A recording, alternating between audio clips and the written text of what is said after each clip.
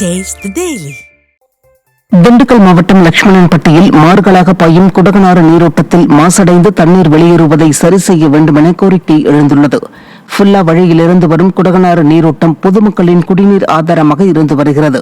இந்த நிலையில் லட்சுமணன்பட்டியில் மார்களாக பாயும் குடகனாறு நீர் மாசடைந்து சுகாதார சீர்கேட்டுடன் பொதுமக்கள் பயன்படுத்த முடியாத சூழலில் உள்ளது.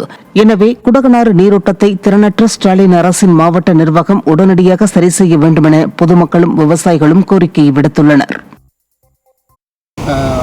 ஆடு மாடுகள் போன்ற விலங்கினங்கள் கூட அருந்தினால் அவர்களுக்கு உபத்திரங்கள் ஏற்படுகின்றன.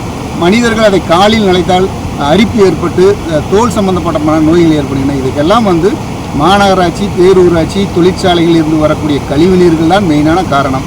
ஆக இந்த கழிவு நீர்களை கட்டுப்படுத்த வேண்டும். இந்த கழிவு நீர்களை அவர்கள் மறுசுழற்சி செய்து அங்கேயே விவசாயத்திற்கு மரங்களுக்கு விட்டு இந்த நதியில் ஆற்றில் கலப்பதை தடுக்க வேண்டும் என்பதுதான் எங்களுடைய கோரிக்கையாக இருக்கின்றது. வங்கக்கடலில் ஆழ்ந்த காற்றழுத்த தாழ்வு மண்டலம் உருவாக உள்ளதால் நாகை மாவட்ட மீனவர்கள் கடலுக்கு மீன்பிடிக்க செல்ல வேண்டாம் என அறிவிக்கப்பட்டுள்ளது. நவம்பர் 26 மற்றும் 27 ஆகிய தேதிகளில் வங்கக்கடலில் உருவாக உள்ள காற்றழுத்த தாழ்வு மண்டலம் காரணமாக கடலில் அலை சீற்றம் அதிகரிக்க வாய்ப்புள்ளதாக வானிலை ஆய்வு மையம் தெரிவித்திருந்தது. இதனால் மீனவர்கள் மறு அறிவிப்பு வரும் வரை கடலில் மீன்பிடிக்க செல்ல வேண்டாம் என மீன்வளம் மற்றும் மீனவர் நலத்துறை சார்பில் எச்சரிக்கை விடுக்கப்பட்டுள்ளது. திருவாரூரில் ஸ்டாலின் அரசு வாய்க்கால்களை தூர்வாராமல் விட்டதால் ஆயிரக்கணக்கான ஏக்கர் விவசாய நிலங்கள் பாதிப்புக்குள்ளாகியுள்ளது.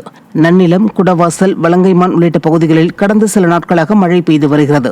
இதனால் அப்பகுதியில் உள்ள விளை நிலங்களில் மழைநீர் சூழ்ந்து நெற்பயிர்கள் அழுகும் அவல நிலை ஏற்பட்டுள்ளது. திறனற்ற ஸ்டாலின் அரசு வாய்க்கால்களை தூர்வாராததால் விளை நிலங்கள் வீணாகும் நிலை ஏற்பட்டுள்ளதாக விவசாயிகள் வேதனை தெரிவிக்கின்றனர். சொல்லிட்டு இருக்காங்க. இதே நிலை ஏற்பட்டதுன்னா அந்த பயிர் அபாய நிலையில் அழுகும் என்பது தெரிவிச்சுக்கிறேன். அதனால வாய்க்கால், ஆறுகள் தூர்வாரப்படலை. இந்த ஆண்டு இருந்தாலும் இன்னமும் போய் தூர்வாடுறதுங்கிறது ஆகாது. அங்கங்கே அடப்புகளை எடுத்தால் போதும். வர்ற ஆண்டாதோ எந்தெந்த வாய்க்கால்னு சிறப்பாக செயல்படணும்னு தமிழ்நாடு விவசாய சங்கம் சார்பாக கேட்டுக்கொள்கிறேன்.